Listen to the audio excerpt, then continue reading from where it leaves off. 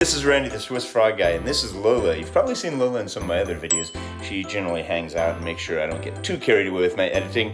And I have to admit, I'm postponing the editing that I'm doing on this giant build because it's really complicated. I want to share all the details. But what I want to do is show you these here, which are some stairs that I put together for Lola. I tried to help her out to try to build a place where she could get across and get over and get out whenever she wants. Of course, Lola can definitely jump over this windowsill all by herself, but the whole idea was to give her her own way of doing it. It took about 3 hours to put together a plan, built it, and then I put another one over here. This was kind of a spontaneous project, so I didn't really want to invest a bunch of money. Fortunately, I found a piece of old OSB I had left over from building my terrarium. It was 12 millimeters thick, which meant it was just about right to build the stairs. The next step was to figure out exactly where I was going to place my stairs. This was really important because the molding around the doorway has a very peculiar shape, and I wanted the stairs to butt right up against the wall. Even though I didn't plan to spend too much time on this project, it was important to make sure that I had a plan in place. So I pulled out Tinkercad as usual and started blocking out the major pieces. I measured it to be just big enough that it would fit underneath the door when it was closing and about 20 centimeters wide. I really like to use Tinkercad because it's free, it's online, and it's really easy to use. It only took me about 30 minutes and I had a final design ready to go. I probably should have done this from the very beginning, but when I took a look at another set of stairs that I already had, I noticed they had built wings on the side. I decided to add this into my design because I wanted to cover the stairs with carpet, and this would be an ideal way to hide the edge. This kind of modification is really easy to do in Tinkercad, and one of the main reasons why I love to build models beforehand. At this point, my model was basically finished. I was pretty happy with how it looked and I was ready to start building. But I actually had 2 doorways to go through, so I decided to duplicate my model and then make minor adjustments to the back where it would butt up against the wall. One of the things I really like to do with Tinkercad is color code my pieces. This way I know exactly how many pieces of each dimension I need to cut out. Things were looking great and I was ready to move to the next step.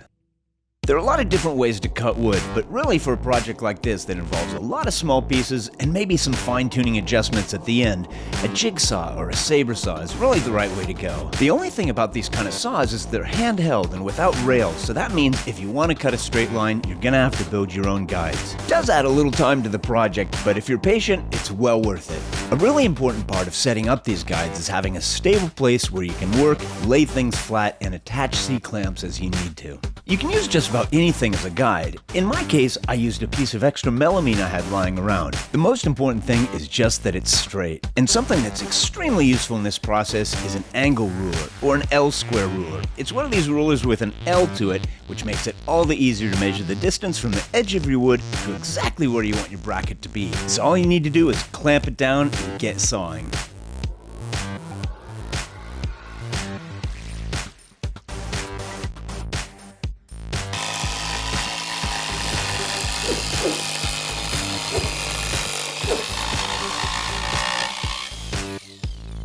A perfect cut.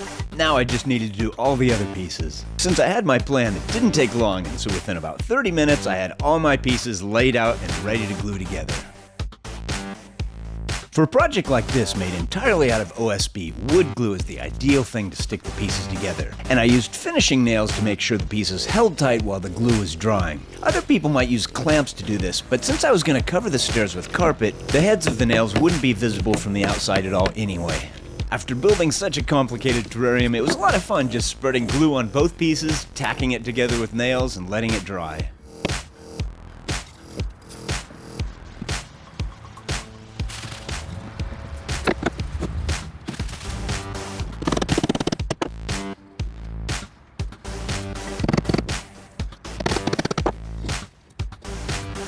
I also added just a little line of glue on the inside just to make sure the seal was extra strong. And just like that, the stairs were pretty much done. Well, almost. But I wanted to make sure they fit right up against the wall and importantly around that molding.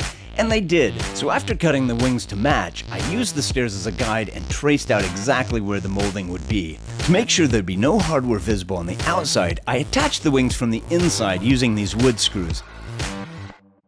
OSB has a tendency to absorb water and swell up, so I decided to cover the stairs with a coating of polyurethane. It didn't really do anything about the look, but just because Lola would be getting her feet into some water, I figured it would be a good idea to protect the stairs. I used a water-based polyurethane because it's easy to clean up and it doesn't stink. 2 or 3 coats later and I was ready to move to the next step.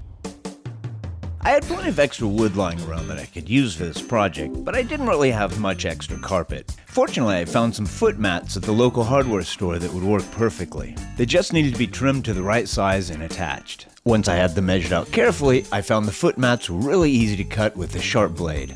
The backing of the foot mats is a pretty thick piece of rubber. It would really resist bending around the sharp angles of the stairs, so that meant I definitely had to use nails to hold it in place. The only trick would be hiding these in the final build. I'd get to that later. Starting at the top, I spread out some glue and just started stretching the carpet across and getting it as tight as I could. And once I got one face secured, I moved on to the next. It was a little tedious going at first, but once I figured out how the carpet worked, how the nails worked, it moved along a lot faster. What I found worked best for the nails was to hammer them in almost all the way, leaving a little bit of a gap so I could use a small screwdriver to dig out the pile from underneath the nail head before it was firmly in place. And then using a slightly bigger screwdriver, I went in and hammered the nails in all the way. All it took was a little fluffing with the small screwdriver again, and the nail heads were gone.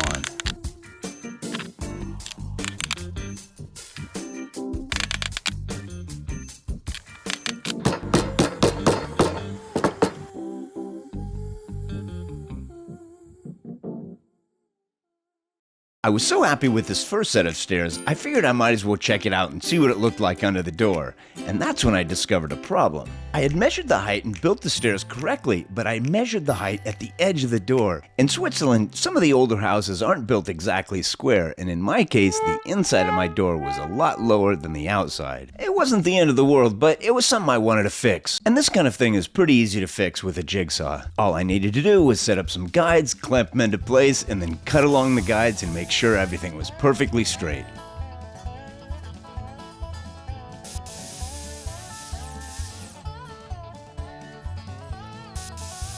The last cut along the bottom was a bit of a challenge because it was awkward to get the clamps into place. In the end, I had to make 2 cuts and they didn't exactly align. It was no big deal though, I just had to use a really coarse wood rasp followed by some coarse sandpaper, and it was as if I made the cut perfectly straight on the first run.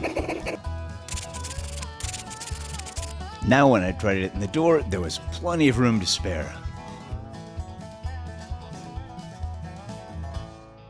For the second set of stairs, I decided to try a different approach when I was attaching the carpet. I found this awesome, super strong carpet glue that seemed a lot thicker. The glue that I had used before was super strong, but it tended to dry before I could get everything nailed into place. I just had to be more careful with this because this white stuff was pretty goopy and it got all over the carpet if I wasn't careful.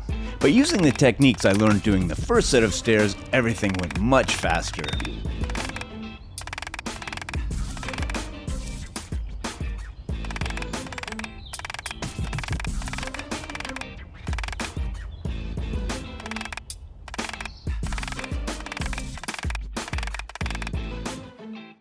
And just double check because this other door might also be hung crooked.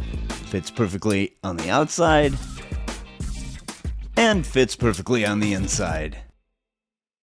At this point, both of my stairs were completely finished and ready to use. I was really happy with them. I thought they turned out great, and they only took a few hours to build. And even though they're designed for a Chihuahua, they're super strong. A person could even stand on one of these things. As a final addition, I added some felt pads and some Velcro dots just to make sure the stairs didn't slip around when Lola jumped on them.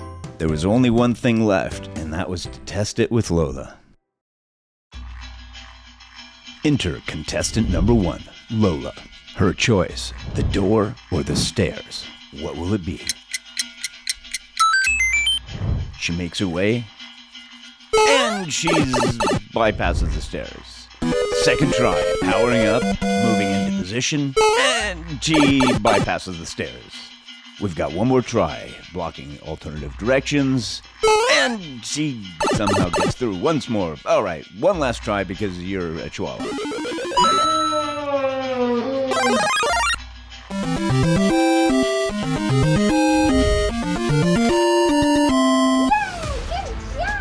Well, it's pretty clear that Lola has her own way of getting through the doorways. I think she'll probably learn how to use this when she finds out that it's a lot easier than hopping over the entire sill. But until then, it's been a lot of fun building this project, and I hope you got something out of it. Don't forget to like and subscribe and ring that bell so when I put out new content, you'll be the first one to know about it. Alright, see you guys in the next one. Bye!